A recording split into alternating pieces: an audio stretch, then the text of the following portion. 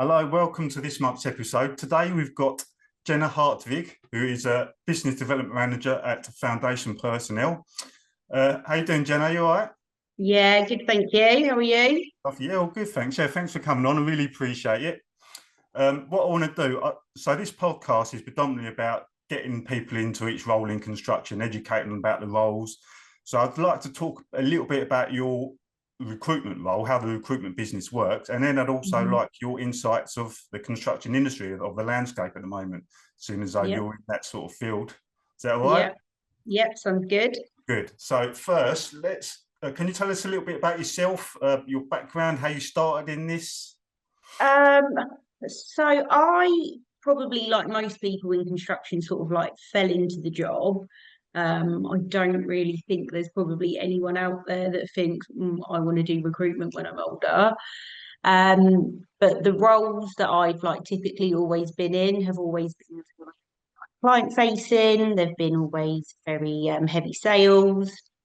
So I worked for a leasing company, a global leasing company, for 5 years. But they moved office, and I was traveling to Slough every day, and that was taking like 2 hours there, 2 hours back. And I'd done it for like 8 months, and I was like, oh, I can't do this anymore. So someone I worked with got a job at another agency, so I went there and hadn't done like recruitment before, but because it was business development, it was still like a really similar role. So like reaching out to new clients and trying to secure new business and being very like client facing. They were looking for someone, so I went there for that interview, got that, and it went really well, but it just was the company just wasn't like anything that they said. It was just like a really horrible environment to be in. I dreaded work. Like I'd be on my lunch break and be like, God, if I got hit by a car, I wouldn't have to go back in. A bit drastic, isn't Um, it? oh, it was, but I just really didn't want to be there. But I liked the role in itself. That was never sort of the issue. But my boss, who's the MD of Foundation, Will James, we from like the same sort of area, we're similar sort of age, so like we've always sort of like spoken and been in touch and stuff. And he reached out and said that he was looking for someone, and explained the role. And then I went in for an interview, and I loved the team and the working environment. And yeah, I've been there since, but coming up, it'll be 3 years this year. But yeah, I just feel really lucky to be there and work with the people that I work with now, after going from somewhere that I really loved to somewhere I didn't love, and now I'm back somewhere I love again. Nice. That is rare when it happens, isn't it? So you've got to count your blessings when you get that, because people don't often have that today, but they love their job and the people around them. Yeah, definitely. I mean, you just spend far too much time at work to not like it. Yeah, yeah. So, um, how do you sort of do you have to have any qualifications or any criteria to be in recruitment? No, you don't. The bar to entry is zero. It is a job where it's just more about like your soft skills, your personality, your resilience. But yeah, there aren't any like formal qualifications to getting into the role. I'm glad that's a good point, actually. So, what sort of person do you have to be? What sort of qualities or things do you need, or tools do you need to have to do that sort of job?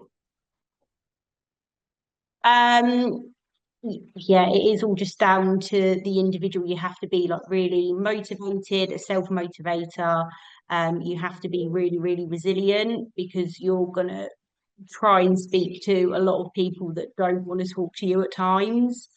But as well, I think one of the most overlooked things is having a lot of integrity, being a really honest person, because you really only do well at the job if you build trust with people that you work with, so your clients and the candidates. That's really what keeps business spinning. So it is a industry that is just built on building like good, solid relationships. Yeah, yeah, because you had the sales background. Like in sales, it is like that, isn't it? You do get a lot of rejections. A lot of people think you know, Oh, going, constant. It yeah. never ends. Funny, I used to sell kitchens actually. I used to be a kitchen salesman. I used to have to sit in people's houses for 4 hours doing all the Mm. spiel and doing all the drawings and trying to do all the closing. And it was just so draining. Like you have to be sort of upbeat all the time and all that. Well, yeah, the obviously I'd say recruitment maybe more so than other sales roles, but I think any sales role that you have, it is almost like a bit of a like emotional roller coaster. Yeah, And when things go well, it's amazing, but when things aren't going well, it's awful. yeah, But you have to pick yourself up and you just have to keep going. Like someone, you could be in a meeting and someone just put the phone down on you and told you to uh, but you've just got to go on to the next one like it's not happened. yeah. I got kicked out of someone's house actually once in in Romford. Some bloke, he had his mate round. I think his mate wanted to watch a football, and I could hear him in the background saying, "Tell him to fuck off." So in the end, the bloke said, "Come on," and he got all my stuff, all my case and everything. So come on, off you go then. Just put it all outside and then see you later. His missus wanted to actually keep me there, but I just laughed about it. I thought it was quite amusing, really. Yeah, I've not been kicked out of anywhere just yet, but yeah, I've had lots of phones slammed down on me. Yeah, I bet you have. Would you say it's quite a cutthroat industry? Um, it will vary from each agency. Um, but whenever you're like starting off anything new, like I did, I didn't know anyone in the industry. I didn't have any clients. I didn't come from a construction background, so I didn't have like, oh, bring your order book of people you've already worked with you. It was like zero, don't know anyone, go out there and meet people and talk to people. So Yeah, no, it yeah, is yeah. hard. But I mean, how does recruitment in construction compare to other sectors? I I've not recruited for other sectors, but I would say a lot more reactive. So things can change on site by the day, sometimes by the hour. I've had people speak to me and say, "Don't call me back for 6 months, we're going to have nothing." And then 2 days later, you get a phone call saying, "I need to still fixes here today." So it's just a really, really reactive market. It's also a very sensitive market. So any um, like factors outside that affect like people in investment, you're the first to feel it. And especially in agency, as soon as things quiet down, unfortunately, they are the first people to go because they're going to keep their core team working. And if they don't have to pay that extra expense, then they're not going to. Yeah, that's a good. You got that brings me on to my next point actually. But first, I mean, well, you say you haven't worked in other recruitment sectors, but do you think that other sectors, the practices in other sectors, could be brought into construction? Any practices that construction can benefit from? So it is a bit of a case by case scenario. So some construction companies that you speak to will have quite like a rigorous PSL or preferred supply list. Obviously, Yeah, everyone probably does know that. But a preferred supply list of people that they will work with. And then there'll be set people within the business that can hire labour. But then you speak to other companies and it's a little bit of like a free for all. So, the site manager can order, the project manager can order, someone in head office can order, and a lot gets like lost in translation. And a lot of different people within the business have different priorities and what is important to them. So I think companies ironing out who should be doing the ordering, who is responsible for the agency labour, and then not going out to everyone in the market, not just using, any agency that calls them up, actually having the qualities that you look for, building relationships with these people and turning to them. But in construction, you could ring someone up and say, "I've got so and so available," and that could be just what they need at the right time. I've done it, yeah, but is it always the best practice in the long term for the client? yeah. That's true. So, um, from your perspectives, I'm assuming when you're dealing with a client, once you've got a contract with them, are you the port of call? Once you form that relationship with a specific person, are you the port of call all the time?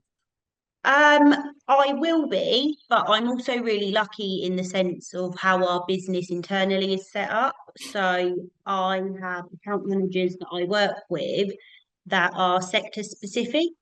So I work with someone in heavy civils, I work with someone that's like heavy plant and earth moving, and then I work with someone for all of my lifting roles. And those people only work within those sectors. So they learn who the best candidates are really, really quickly. They build fantastic relationships with clients that I do bring on. So any client always has me, but they always have someone else as well, which is really nice. Right, gotcha. So you just listed a few of the categories there. So is it all areas of construction they cover? Pretty much all sort of like heavier construction. So the company was originally founded on being a piling and geotechnical company Right. when Will first started it, but it sort of like branched out from there. But yeah, we do an awful lot within sort of remediation and earth moving, heavy civils, and then on the lifting side as well. But the lifting side has sort of expanded fairly recently since I've been there. So that's my sort of focus in the company. Yeah, I do see quite a lot of you posts on LinkedIn actually Mhm. about lifting personnel Mhm. being my game. Yeah, so that's good. So um, you mentioned earlier about sort of the climate, how it can affect you. So it's been broadcast quite widely. There's a bit of a shortage of trades recently, skilled trades, but also the industry is quieting down, which kind of balances it out. Have you seen a significant change recently? Yes, there is 100% a change in the market, and it is taking a hell of a lot longer for projects to actually get started. So, we'll be speaking to people when they've got, 80 million out in tender or they've been awarded contracts, but it's just this constant of, waiting for start dates, waiting for things to happen. And obviously being in lifting yourself, being a tower crane operator, the new Health and Safety Building Act for high rises, there's nothing at the moment getting through planning. So there's a huge delay on that. But how it affects labour, it's a little bit of a paradox, really. So where there is a shortage, there's still in the UK at the moment these huge infrastructure projects that are going ahead. You've got HS2, you've got highways that's happening, you've got Sizewell that's starting, Yeah. and they soak up and use so much of the UK workforce so quickly that it puts pockets of pressure over other points in the UK. So at the moment, the private sector is a little bit more quiet, but I think once that starts to rebound, that's when people will really start to feel it. Yeah, yeah. There's a lot of other factors as well. And you've got rising interest rates, so people are not wanting to Mhm. borrow as much, and uh, market uncertainty. You've got Ukraine war, Mhm. it's Yeah, affected the climate. Trump coming in and changing bloody all the tariffs everywhere. So yeah. it's all escalated everywhere. But I didn't actually know about that Health and Safety Act. What's that about? About the high-rise buildings?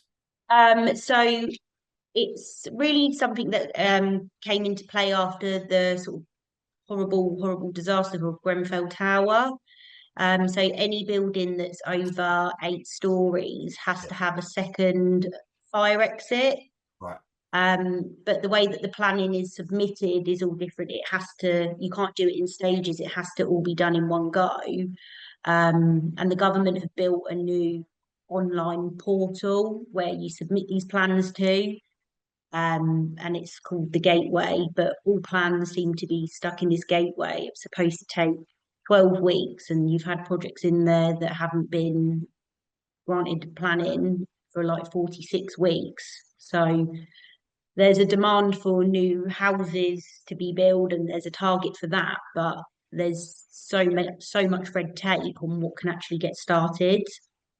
Yeah, it's a tricky one because they want to build millions of houses, don't they, in the next few years?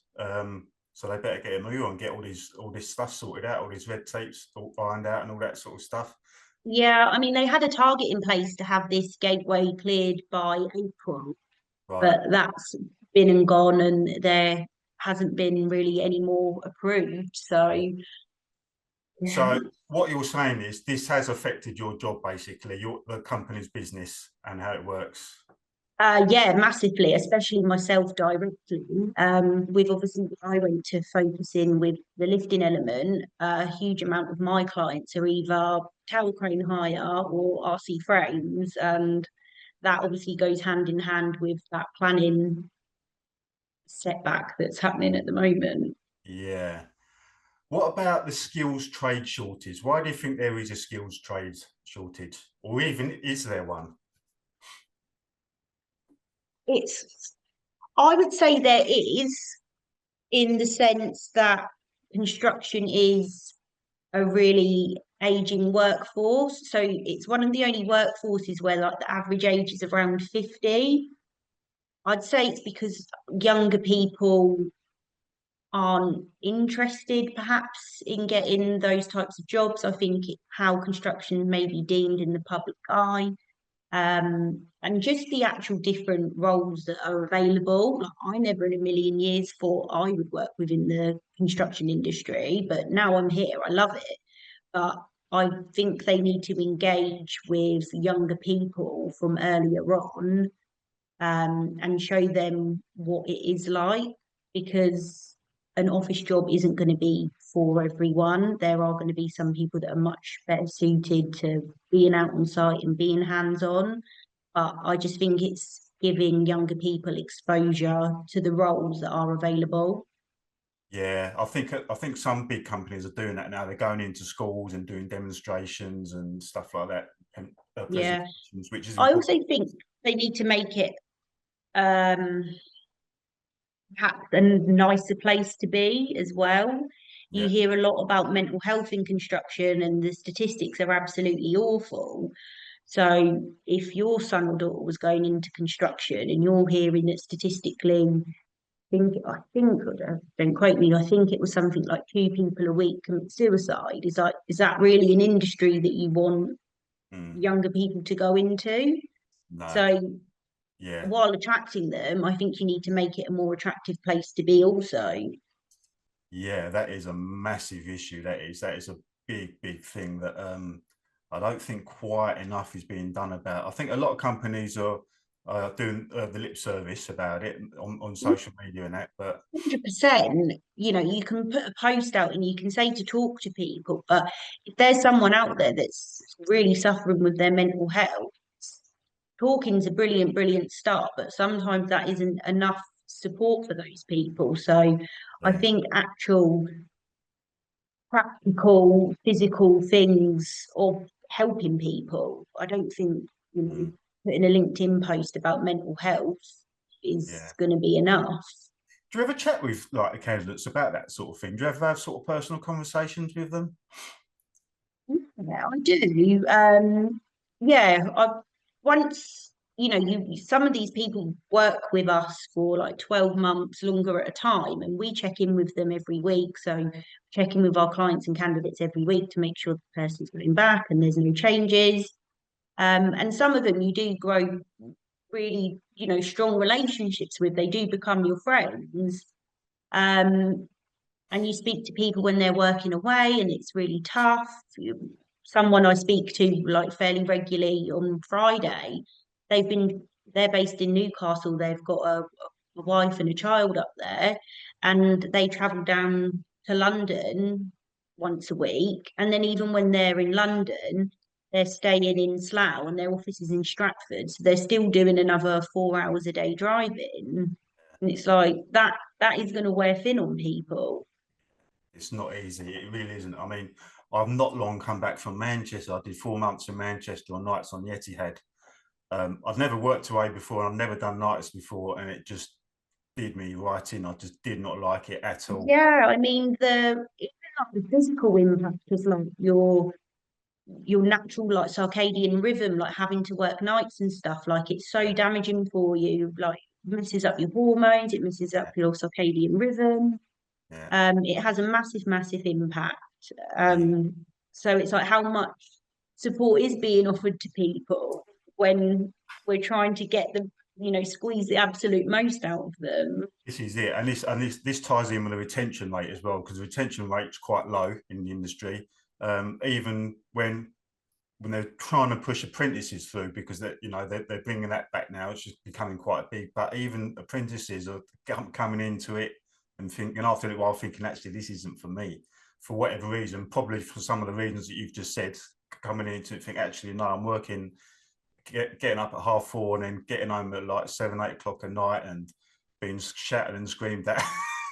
Yeah, of course. Like I mean, I've been to sites, but obviously I've not worked there. I've not worked with people every day. What is, I think each company will be different, but it's like, what's that environment going to be like for them? If someone's like starting off new and doesn't know everything, I don't know if it's like industry sort of like practice, are the labourer like put them through their paces kind of thing. Yeah. Is it like like do people want to have that like borderline bullying? Is it, putting Yeah, hairs in well, their yeah, that's it. chest? You get your banter, but it can go a bit too far, kind of. And also, you got to think like, I mean, every site is different. You get your small jobs, you get your medium jobs, but then you get the jobs where there could be up to 5,000 people on site, predominantly all blokes, Mm-hmm. testosterone fueled blokes, and it can be quite intimidating and like a lot of noise going on. Yeah, You think, fucking hell, what's going on here? Like, what am I meant to be doing? Like a deer in headlights. So, I yeah, know. So it's like you want, and I don't know, but I don't see that there's like a huge amount of support or like mentorship for like new people coming into the industry. So it's like, okay, the population's aging, suicide rates are high.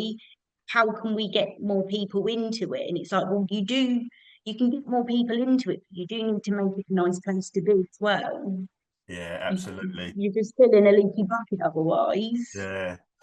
Absolutely. So talking about the climate, how do you advocate for highly skilled trades to companies that are hesitant? So if you've got me on LinkedIn, you probably see me do this a lot. But if we do have like a really like strong, like particularly good candidate that's been out for us and they've got fantastic feedback, um, I will do everything in my power to try and get them out again. I absolutely hate nothing more than seeing an amazing candidate not go back out to work for us. So I'll always do a LinkedIn post. I'll ring round to all of my clients. I'll reach out to new clients.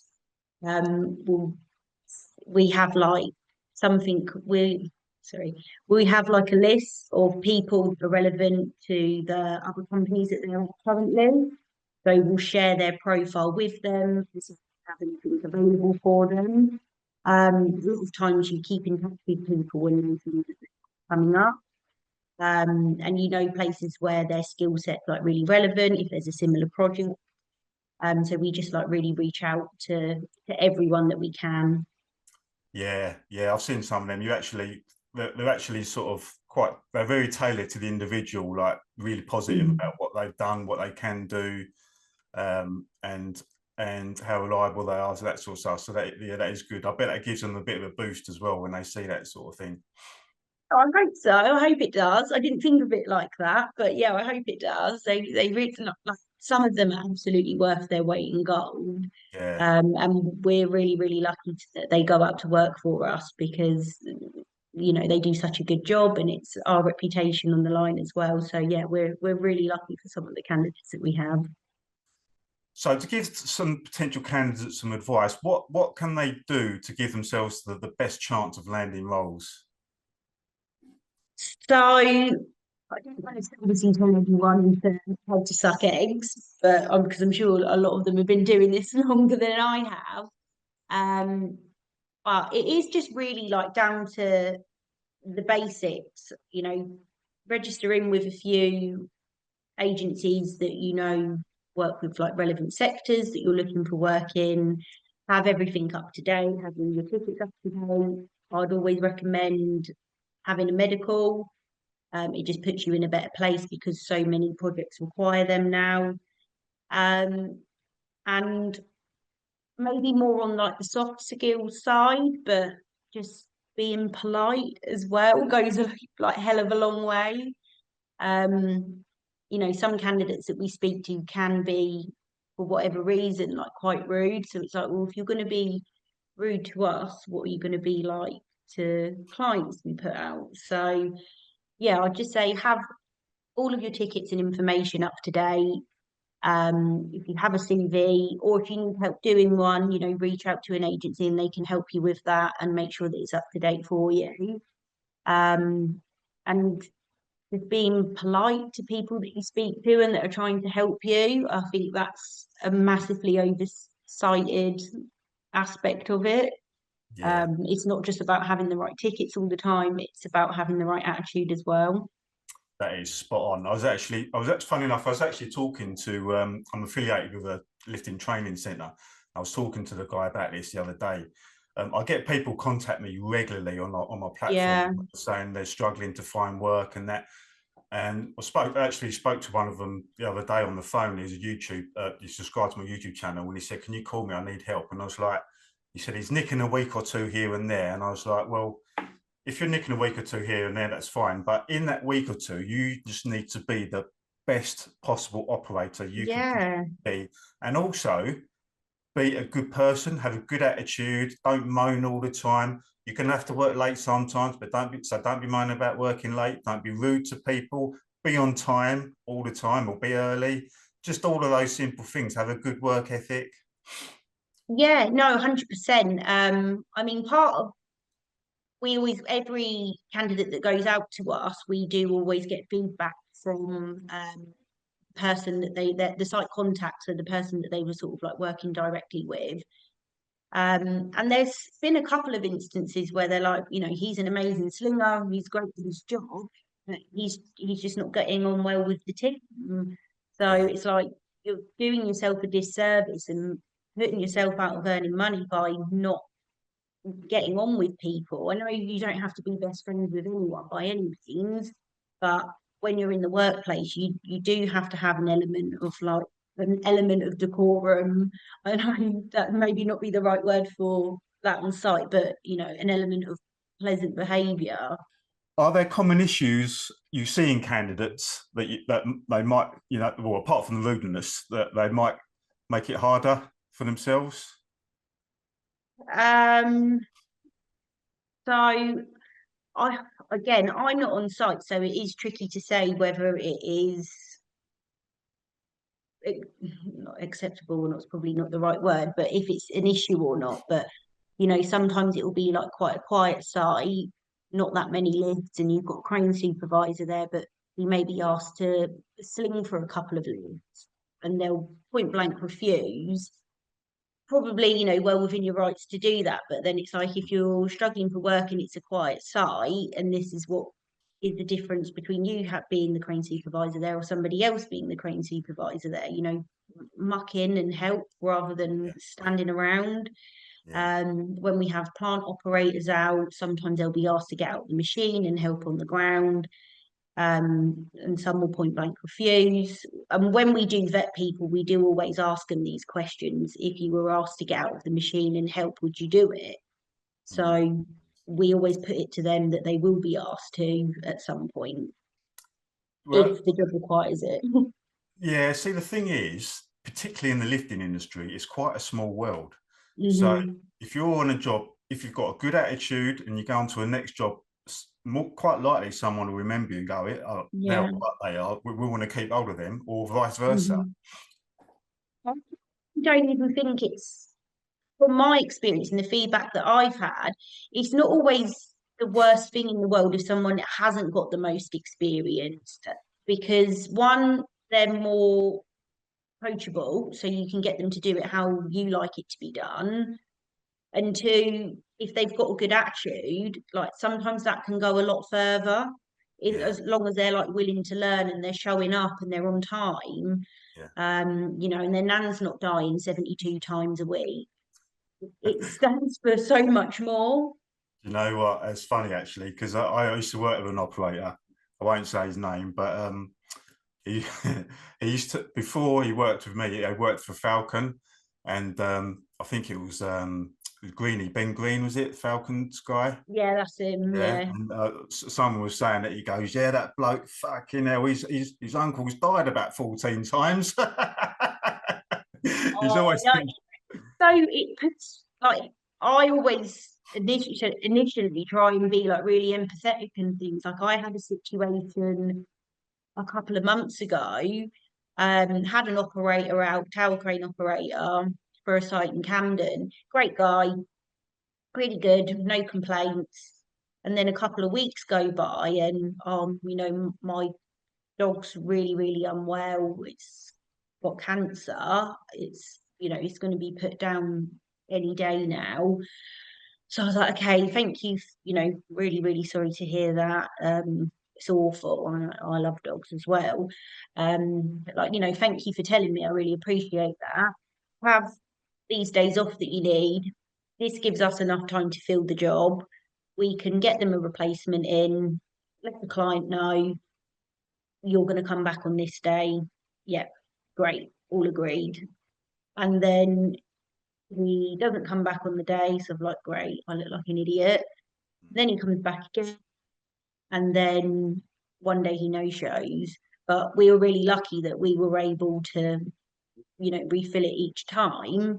But you try and be empathetic and give people like the space and time that they need, and then it still bites you in the ass sometimes further down the line. So yeah, it is a really hard balance of knowing how to play it sometimes.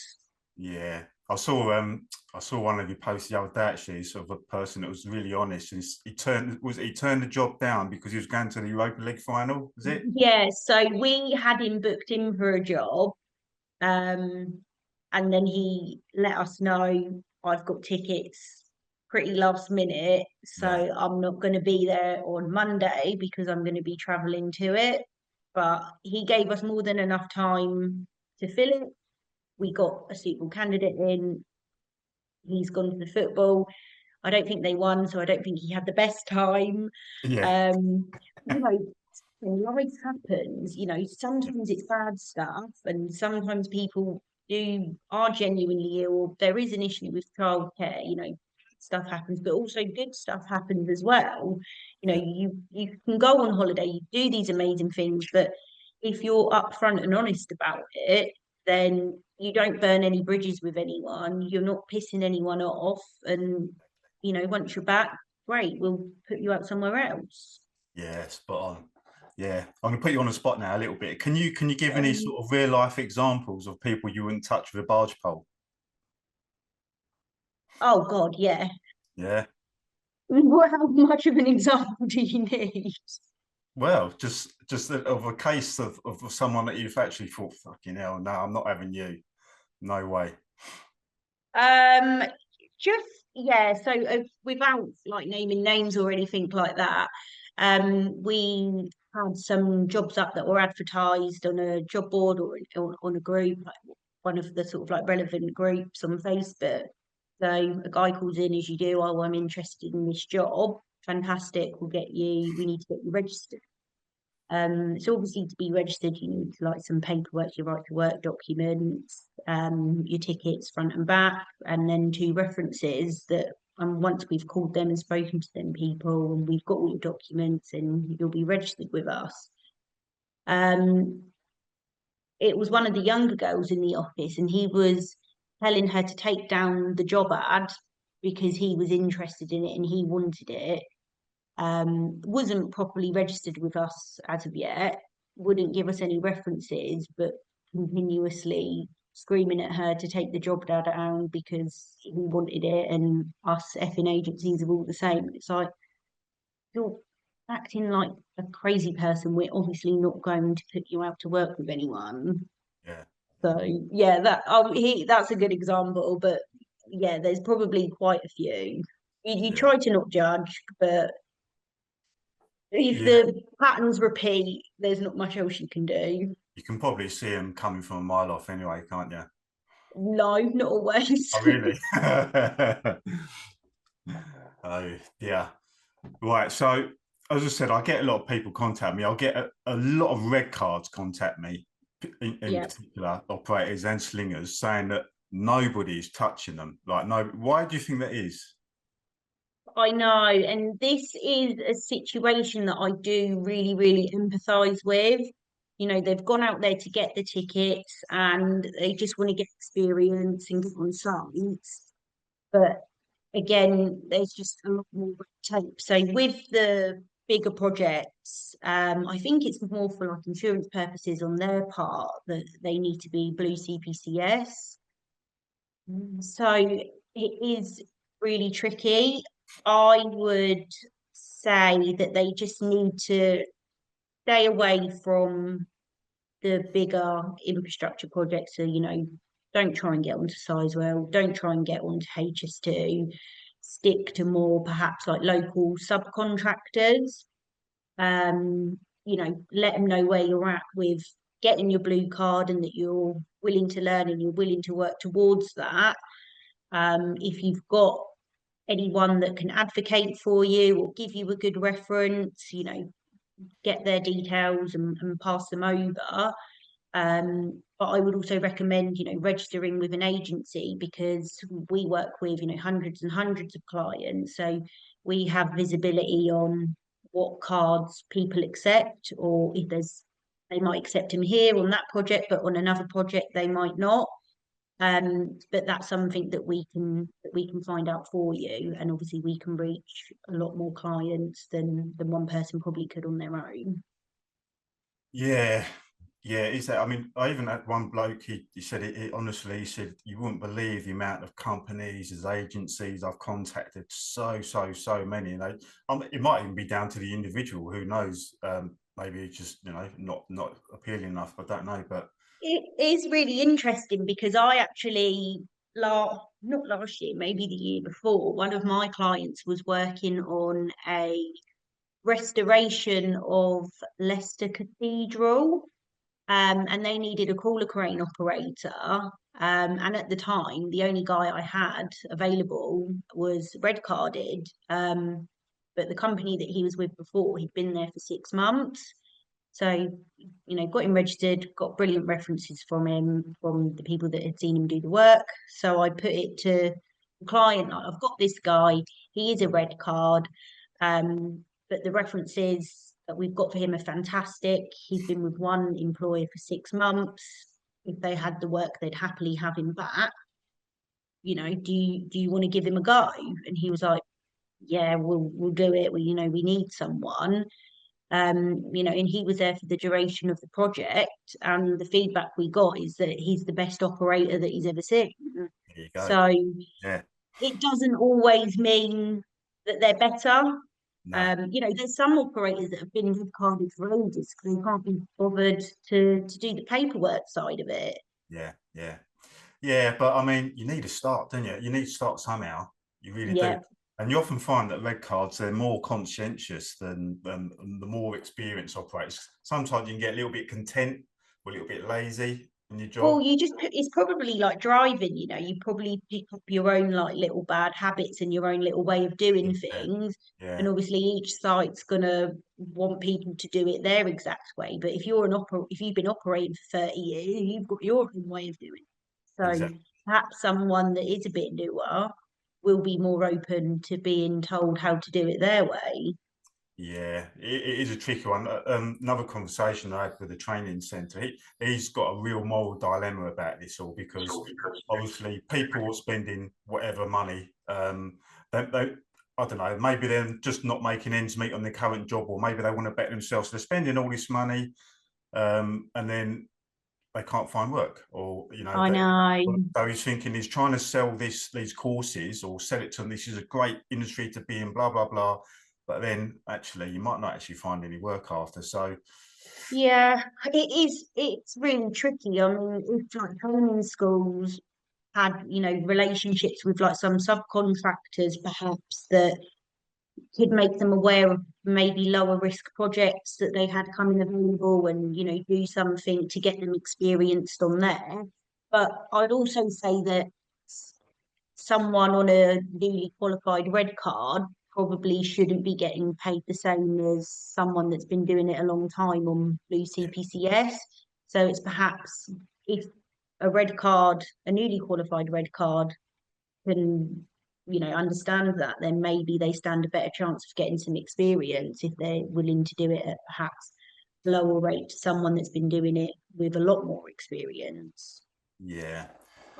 Yeah, I don't want to sort of upset any training centres, but would you advise for people to hold off a little bit before training until things pick up? Or would you just say to get your ticket, you will find work eventually? You've got 3 years to get your blue card. Or, I mean, at the moment for tower cranes, I don't know if I would recommend it right this moment with the way that the market is. I do think there will be a big uptake by September, I'm sort of estimating. Right. But I know there's a hell of a lot of experienced operators at the moment that are on standby. And obviously they will be the first point of call when the market does rebound. What, crane operators? Yeah. Yeah, I was going to say, what trends do you see emerging in construction recruitment over the next couple of years? So I'd say it's really started now, and I think it's something that will continue. We are having to do and facilitate a hell of a lot more very, very in-depth vetting. So for Sizewell C, for example, the vetting process for that minimum 6 to 8 weeks, and the amount of information that's required, you know, we've never seen anything like it before on any other UK project. We even have a lot of prison projects at the moment. To get onto there, you need an EL1, which is like a really enhanced version of like a DBS. So there's a lot more security checks that are being done on people now. And I would say, I know people don't want to hear it, but I would say that the market is starting to lean towards PAYE rather than CIS payment as well. Slightly different from certification, but I think it's something that people should be aware of. Why do you think that is? Because it's coming, especially when it's them government funded projects. Yeah. And the rate is different because of what is built into being PAYE and obviously what is with CIS. So it does reflect that in the rate. So people do think that they're getting paid less, but when you see what's included in that, that's why it is that cost. Yeah. Are there any particular skill sets or roles you think will be in higher demand as the industry rebounds? I If all of the projects that are meant to be going ahead are going to be going ahead, I think there's going to be just a huge demand for pretty much everything across the board. Right. Especially with lifting, I think there's going to be a lot more skill sets where it's required a lot more technical lifting. But I think there is going to be a huge demand for pretty much everything across the board. Yeah, and you reckon sort of September it's going to start coming back? I mean, that's like the word on the curb at the moment when you speak Right. to people, but we know what things are like. They always get pushed back. Yeah, I mean, the thing is, construction has always been the same. It always comes in waves, doesn't it? It quietens down, picks up again, quietens down. I haven't sort of seen it this quiet for a while since the last big recession, but normally over Christmas sort of time, it quietens down a little bit, doesn't it? And the new year picks Yeah, up. yeah, no, I know. Once the really, really awful weather kicks in, I Yeah, mean, construction's pretty much a write-off from about the 11th of December anyway. yeah, And then you do tend to see it sort of pick back up after April in the new financial year. But everyone was waiting for that, and then we got past it, and it's like, oh no, we're waiting for this now. We're waiting for this now. So yeah, I think it's the projects are all there. It is just a little bit of biding time until the start dates come through. yeah. It is hard. It is hard. Um, so a little bit off topic. What about AI? Do you think what do you think of AI in construction? How it's going to emerge in the future? I think it's already started. So Yeah, where I obviously do the recruitment aspect of it, I'm not on the inside of the companies of how they would like utilize like this as a tool so much, but you already see it with like lift planning. You see like AI 3D 4D lift plans. I think it's starting to be used a lot more from like a sustainability aspect. yeah, um and then you've even started to see autonomous or like remote plant being moved. I think it's called, is it Sky Pit? yeah. So, Is that the name? It's like, something like that. what are you They're like talking? affiliated with Radius, so it's like the remote tower crane Yeah, operation. so there's who is it? Yeah, I know what you mean. So they've got like a room, haven't they? We've got the cabin, the screens, and Yeah, and everything. then it's being operated, completely Yeah, elsewhere. yeah. So I don't know what. it's kind of already here. I don't know what you think about that. You're the expert, not me. Yeah, I'm not too sure about that one personally. I've actually put my point across to them before, and they said, "Why don't you come and do it? Like, come and have a Yeah, go." But you should. You they never should. followed it on, so I'm a They've bit. got an open day. They've got an open day coming up. We should go to that. When is it? Do you know? Do you It's know? in the next couple of weeks. It's in Birmingham, isn't it? That project, I think.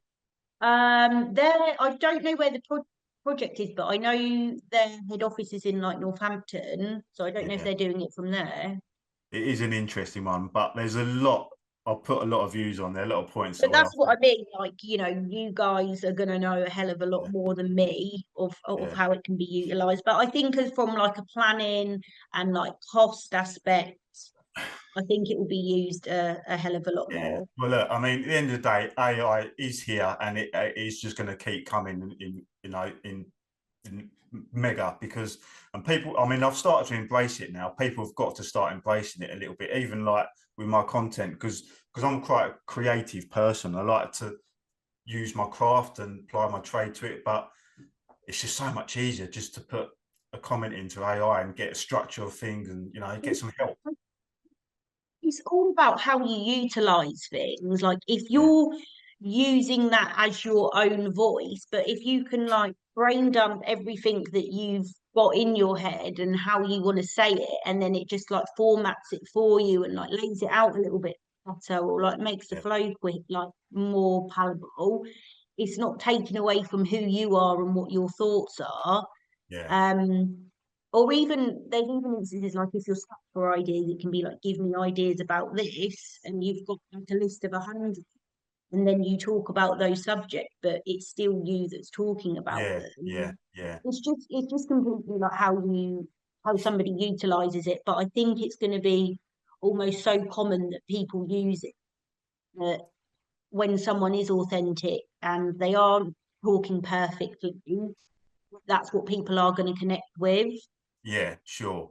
And what I don't want is if it puts people out of work as well, where they think it's cheaper and easier to use AI products than I have a, mean, it's happening in other industries, but you know yeah, what construction's like. They're like 20, 30 years behind. So you guys might well, be all right for a little while. hopefully, yeah, I'll be retired by then, hopefully.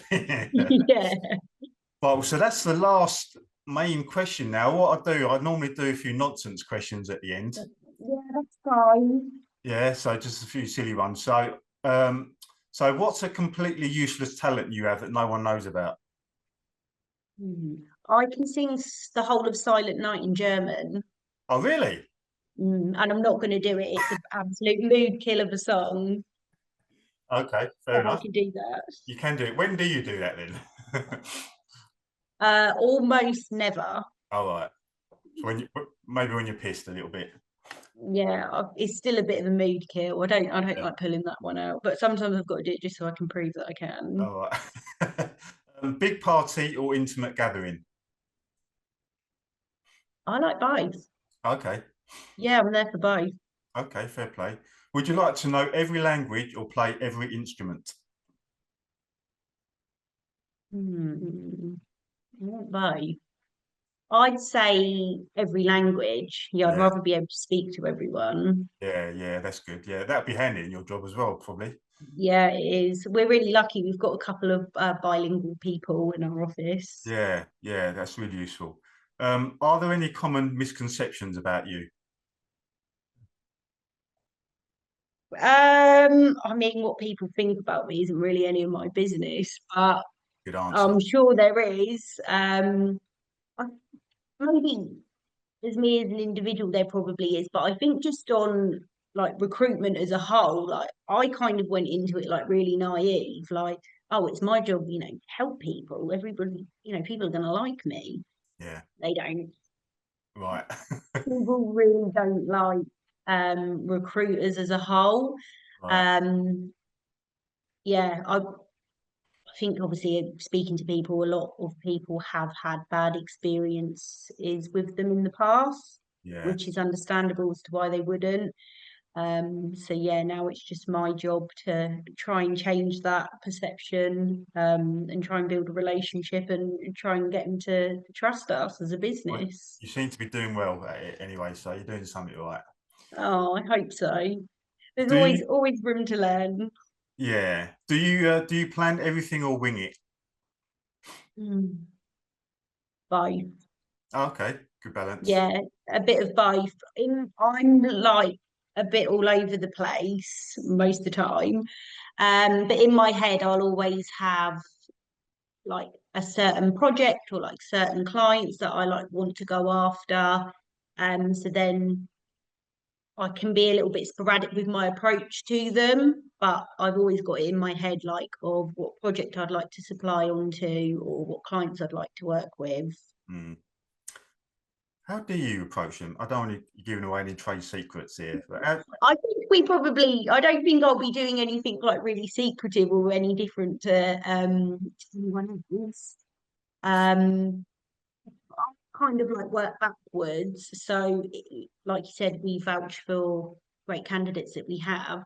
So, if I know someone's done a really good job for us on a project that's very similar to another project that somebody else has in the same area, I'll like spec them in and try and get an opportunity through them, with person that's a right fit for their business. So you're kind of going to them with something that adds value to them. yeah. That's always useful. Yeah. Um, Hmm. oh, what's the weirdest thing in your workplace right now? The weirdest thing Yeah. In your in the work, have you got a desk? yeah. Have you got a weird thing? I don't know. I've got healing crystals on my desk that everyone laughs at. That's not weird. I got a crystal bracelet on there actually. Yeah, I've got all healing crystals in that. Yeah, I've got healing crystals on my desk. Right. Oh I no. like mine to be clear apart from that, so there's nothing to it. I did have a blow up boyfriend in the office for a little bit actually that someone got me for Secret Santa. So that's probably All a bit right. weird. They Well, felt sorry that I didn't have one, so they got me a blow up boyfriend. oh bless. Did you get on well with No, him? he's in the bin now. Oh, you binned him. Oh, that's harsh, isn't it? Um, oh, if your life had a warning label, what would it say? Chaotic. Chaotic, yeah. um, two more. What's a ridiculous industry jargon term you wish you could banish forever? Um, I'm really trying to think because I know there's going to be loads, but I really can't think right now. No, An industry jargon. no worries. It will come. I'm going to think of it later, and then I'll be like, "This is the one I thought of." Yeah. Last one. How do you challenge yourself? God, this job every day is a challenge. Yeah. Um, I think it's just any sort of like sales role. You're constantly like putting yourself out there and trying to put your like best self on display. Yeah. And obviously, everyone has a personal life and things that happen, outside of work. Um, where sometimes it's really, really hard to do that. Yeah. So just showing up and trying to be your best self every day, even Yeah. when you don't feel like it. is probably one of the biggest challenges. It must be quite a drain. Do you know what I was speaking? There's loads of industries that this affects. So I was speaking to my barber about this because obviously they talk to people all day, every day. They've got to be chatty, they've got to be happy. And people on the radio, they're always so happy all the time, aren't they? Radio Yeah, presenters. that's what it's like. I have to ring people. Who's going to listen to me if I sound miserable as sin? Yeah, Like, yeah. no one. They don't really listen to me when I'm happy, let alone when I'm miserable. So you must go home and just think, like, fuck it, I'm just gonna be really miserable now. Just be me. I don't care. No, to be honest, it takes a lot to bother me Right. or to upset me. So it's never anything that, you can't brush off most of the time. No, good stuff. Well, that is it. Thank you so What? much for your time. You've actually put sort of a few really good points on there, actually, and some good advice to people Oh, I there. hope I went too like stuttery on some of them. No, it's all good. It's all good. I know, and you challenge yourself as well by coming on here because I know you said you was a little bit nervous about it, but so am I. So that's good. You got to Good. challenge yourself in life. So well done. How can people can reach you? How can people reach you on the socials and all that? Um, I mean, you've probably seen me plastered all over LinkedIn anyway. So Yeah, my number's on there, my email address is on there, LinkedIn, direct message, yeah. anything. It's all on No, there. no Insta or Yeah. anything like that. Yeah, I have an Instagram, but well, people moan about my LinkedIn being my Instagram, so they probably won't want to see that. No, fair enough. All right, cool. What have you got planned for the bank holiday anyway? Bank holiday weekend.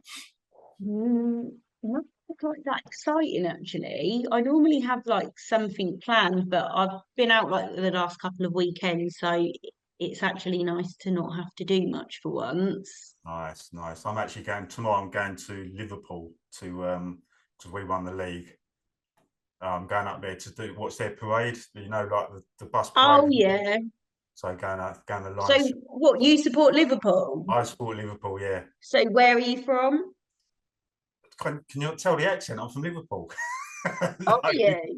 no, Sorry, I'm not. no. Everyone asks me this. No, I'm from Essex, but yeah, I used to be called Glory Hunter, but they were the first team I watched when I was when I was 8 years old on the telly. They beat Norwich 3-0. John Barnes scored, and I thought I'm supporting them. So that was it. I was That's it. sold. I was sold. So yeah, there you go. What Wow. about you? You a football fan? No. No. I thought the offside rule was when the ball went off the pitch. Oh, fair enough. Okay, no worries. Once again, thank you very much. It's been an absolute pleasure having on. And Oh no, thank you. Thanks for asking me to do it. Hopefully there's some valuable snippets in there yeah, somewhere. there was. Yeah, I mean, that's why I got you on really because of the climate, how it is. You were the perfect person to get on and talk about it, what's happening, why it's happening, what people can do, and you've done that. Yeah, no, I would always just like really want to relay that if there are a hell of a lot of good operators and good workers out there at the moment that are struggling. So in some instances, it is going to be nothing personal. It is, it is just the way the market is currently. Yeah. And hopefully people aren't too hard on themselves. Yeah, no, that's right. And you just got to be resilient. Just keep trying. Much like yourself with yourselves, just be resilient, tough skin, and just keep cracking on. That's it. Just keep going. Yeah, Resistance beats resistance. exactly that. Resistance beats resistance. Oh, yeah, that's right. Nice one. Cheers for that then. See you Cool. soon. No worries. All right. Have a good weekend. Bye bye.